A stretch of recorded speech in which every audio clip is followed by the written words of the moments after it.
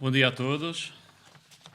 Queria, em primeiro lugar, agradecer o convite feito à Associação Portuguesa das Famílias Numerosas por esta interessante iniciativa e por se terem lembrado de nós para estarmos presentes. Queria também fazer uma saudação especial ao Sr. Presidente da Assembleia Legislativa Regional, ao Sr. Presidente da Câmara, meu colega também de orador, demais entidades aqui presentes, e é com muito gosto que nós estamos aqui presentes. Talvez começava por explicar à Associação das Famílias Numerosas como é que aparece. Aparece em Portugal em 1999, portanto nós temos 21 anos de existência e atualmente temos 17 mil sócios em Portugal. Aqui na Madeira, um pouco menos, a Associação não chega aos 1000 sócios e, portanto, tem bastante menos expressão. Embora nós sejamos aqui uma delegação regional, não temos uma autonomia funcional, apenas somos um pouco eco da associação a nível nacional. De qualquer das formas, acho que esta associação tem tido um papel muito importante a nível nacional para alertar, aliás, tem sido das únicas associações a nível nacional que tem alertado já desde muito sobre esta questão da natalidade.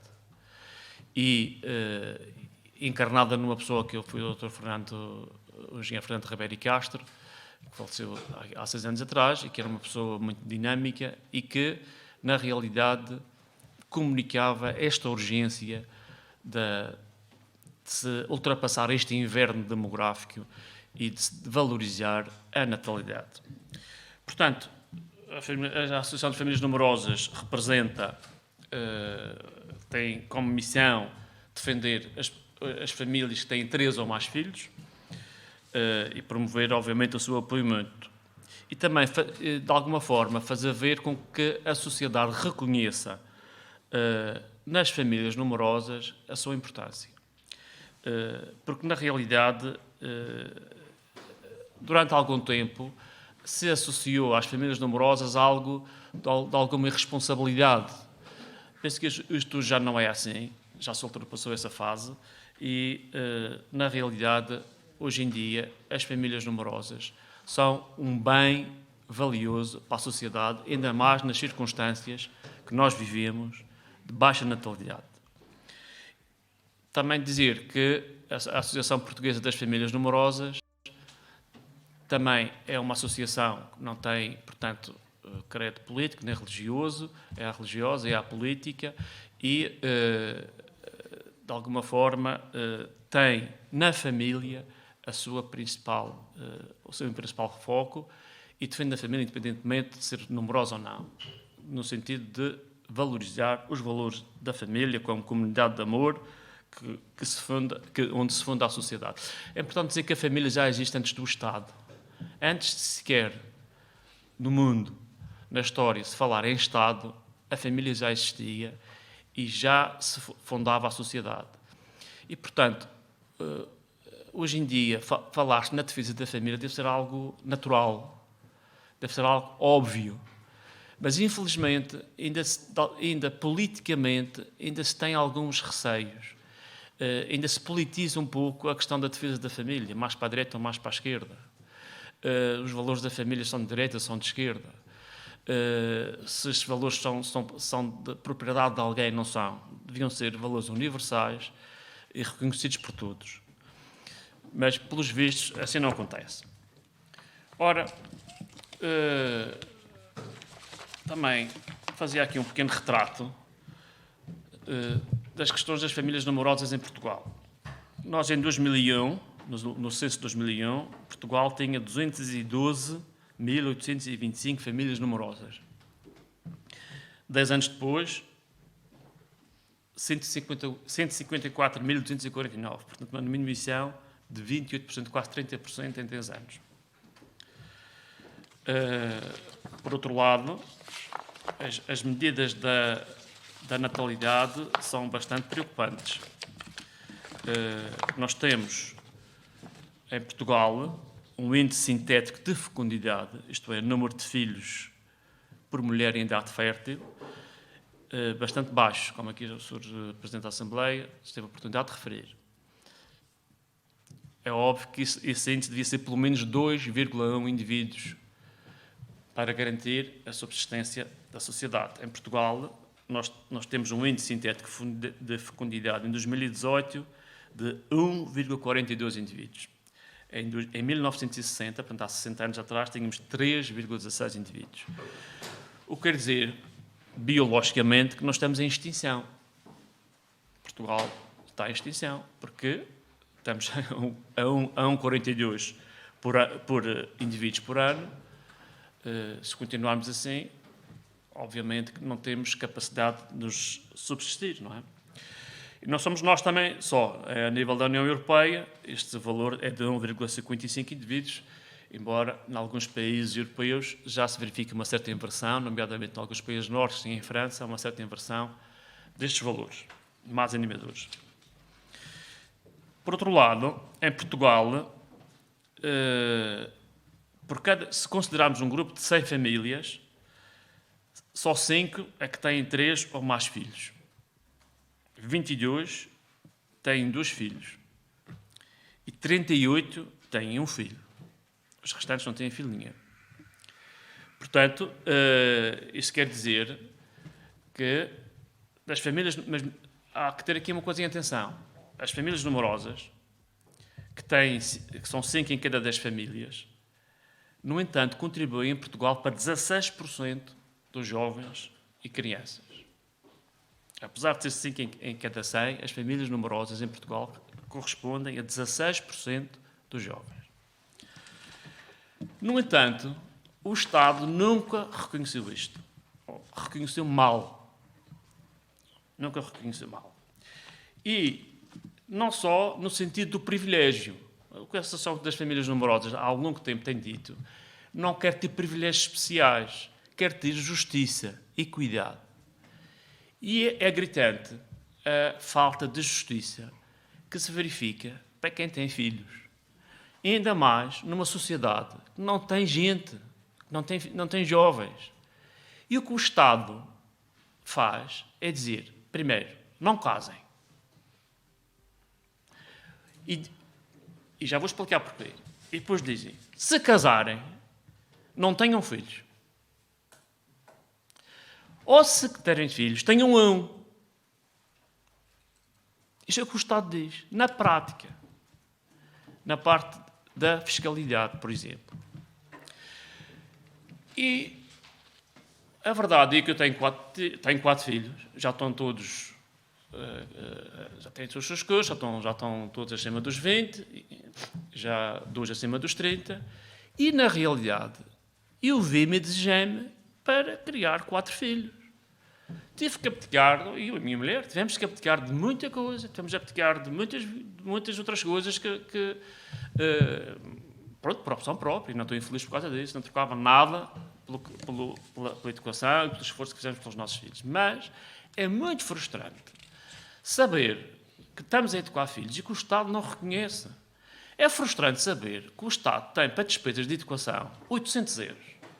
E se um casal com um filho tem 800 euros de educação. E se tem 4, tem os mesmos 800. Quer dizer, para cada um dos meus filhos, um filho meu vale menos que um filho de uma pessoa que tem um casal único. Porque aquela pessoa pode descontar 800 euros. E cada filho meu só pode descontar 200.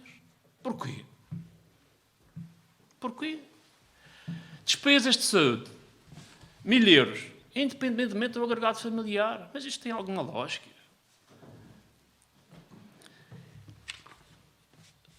Outras medidas. IMI. Taxa-se o IMI pelo tamanho da casa. Então, se eu tenho 6 filhos, não tenho que ter uma casa grande. E paga uma fortuna de IMI porque tem a casa grande. Mas se eu vivo só numa casa grande, pago o mesmo IMI. E não tenho filhos. Isso é luxo, pode ser. Mas se eu tenho necessidade de ter uma casa grande, porquê é que eu tenho que pagar esse IMI? O Estado não reconhece. Redução, por exemplo, da eletricidade e do IVA da eletricidade, que é uma coisa que já se viu algumas vezes.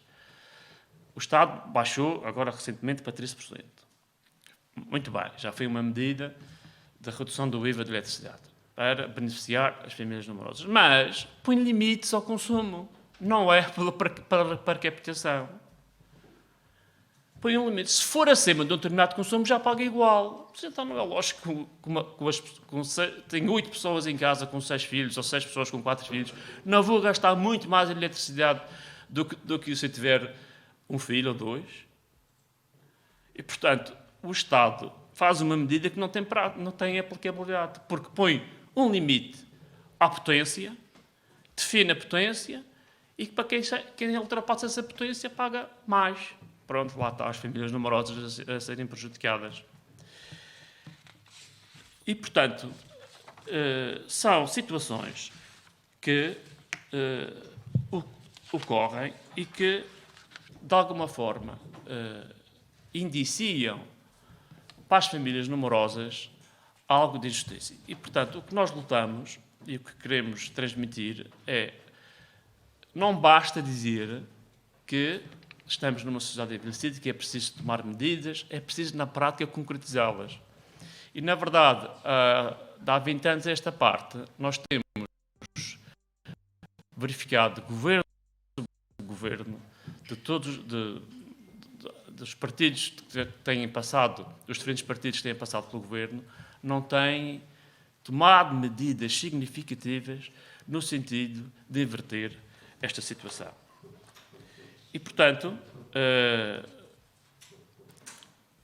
não é reconhecido o valor da natalidade e não se elimina a questão de injustiça e uma questão do princípio de que cada criança tem que descontar o mesmo, e não faz sentido que, por exemplo, se diminua o desconto de crianças de famílias numerosas para a saúde e para a educação e se valoriza um animal. Desconta para o IRS o valor de despesas dos animais. Ok? Tudo certo. Mas, e o que tinha 4 filhos na altura, os limites de educação dos meus filhos acabavam no 3º. O 4º filho já não contava para o Estado. O meu 4º filho, as despesas dele já não contavam para o Estado. Mas se tivesse um cãozinho, ia contar.